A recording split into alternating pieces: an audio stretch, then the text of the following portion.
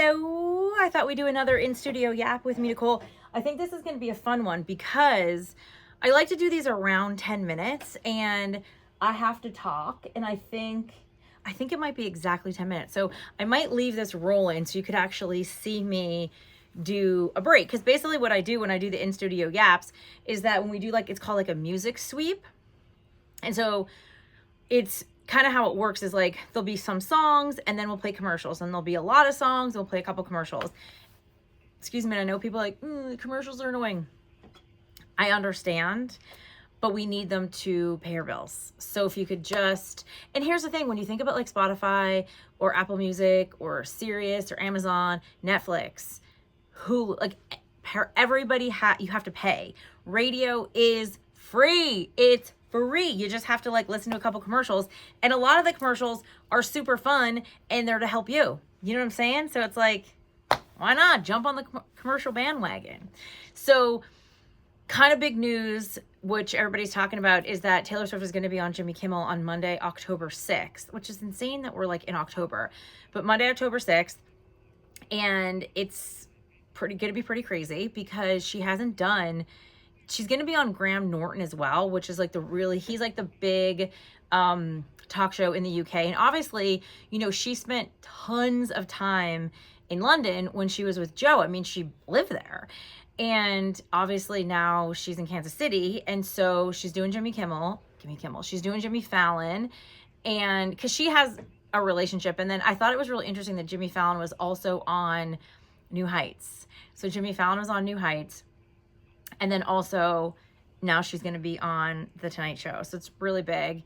And she's putting out the movie, which I really wanted a behind the scenes of the Eras Tour. I don't get, she had all that footage. Do we really, we care about Life of a Showgirl, but we really wanted to see how she put together the Eras Tour. Also, all the reports today are saying that she was this close to doing the Super Bowl halftime show. So rumors came out earlier in the week that it was Adele. To me, that seems like a snooze. I love Adele, but how is Adele going to do the Super Bowl halftime show? She's rolling in the I mean, I guess because her voice is amazing, but I don't know. I feel for the Super Bowl halftime show, it has to just be why not have Luke Combs? You know what I mean? I get not having Morgan Wallen. I mean, he's had some issues, and you have to think of it needs to be a super mainstream audience, and maybe Luke Combs is still a little, but why not have, Luke Combs and somebody else? I think that would be, you could even have Post Malone at this point. Post Malone is big enough that he could do it. I don't know. I think Post Malone is more mainstream at this point than Kendrick Lamar is when you think about it. So I don't know. But supposedly the deal with Taylor was that she wanted ownership of the performance, and the NFL said no. Which dumb on their part. She doesn't need the NFL, but the NFL needs her. And people would say, no, she's doing it because she, needs the publicity. It's Taylor Swift. She's a billionaire. She does not need to do anything. She's putting out a new album. Do you know what I'm saying? She doesn't need to do it. So I feel that they need her more than she needs them. And negotiations are always fluid, right? They're always moving around. So who's to say if because the fact that this leaked kind of makes me think that maybe her team leaked it to give them a nudge.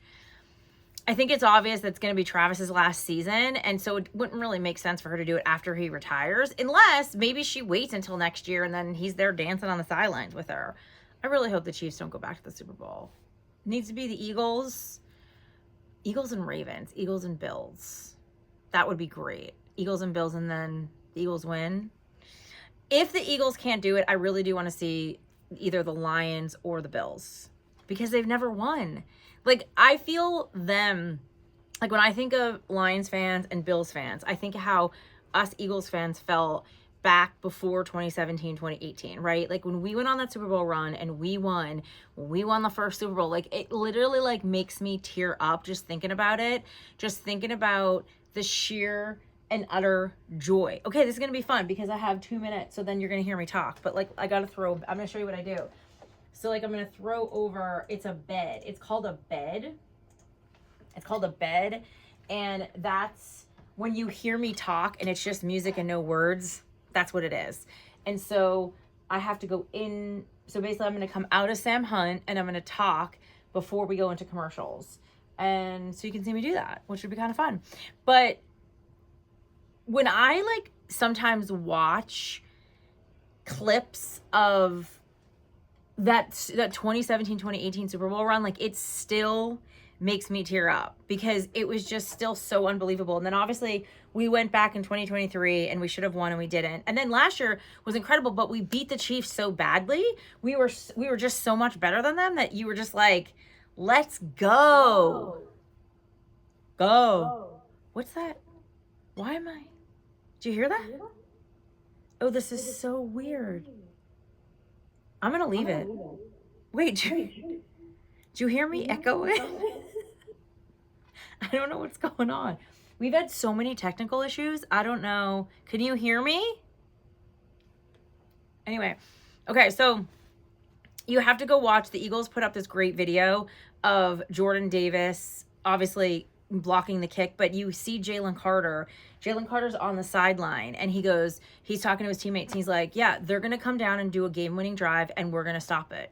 Jalen Carter said this before it even happened. He's like, we're gonna drive down. They're gonna drive down the field, and then we're gonna stop it. So everybody's like this, like waiting, and then sure enough, they block it, and then Jordan Davis, and then the whole team freaks out and starts to chase him. But like, to me, one of the best parts is that Landon Dickerson, now remember, Jordan Davis, Jalen Carter, they're defensive ends, and then Landon Dickerson is on the offensive line. So they kind of do the same thing, just on obviously offense and defense. And so everybody's freaking out. Everybody's jumping on Jordan Davis. Cooper DeJean jumps into the stands with, sorry, I keep going back and forth, but I'm just seeing we have 20 seconds. So hold that thought. Okay. I'm actually going to talk about it while I'm on the air. You're going to hear me talk about it, and it's really cute. Okay. This is so fun. It's like interactive. And I'm going to talk about you. Okay.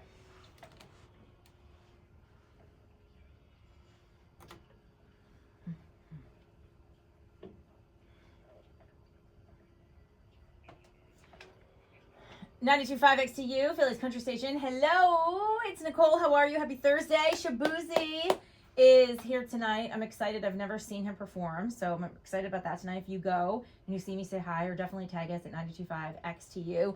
Also, I'm recording an in-studio Yap right now, so we have a YouTube page that we're making a lot more active, and so I do this thing called in-studio Yap. So when the songs are playing, I kind of just like chit-chat about random stuff, and so I talked about the fact that Taylor Swift was this close about doing the Super Bowl halftime show, but supposedly she wanted ownership of the performance, and the NFL said no. And so now supposedly Adele's going to do it, but it's like, I love Adele, but that is like boring.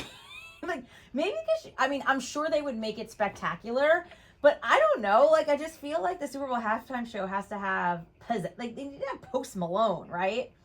Another thing I want to talk about really quick is that the Eagles posted this great video of right before they block the kick of the Rams last week, okay? Jalen Carter is on video being like, they're going to come down and try to do a game-winning drive, and then we're going to block it. He literally says it out loud. So then you see everybody in the sidelines, they block the kick, and then they start running. Obviously, like Cooper DeJean jumps into the stands.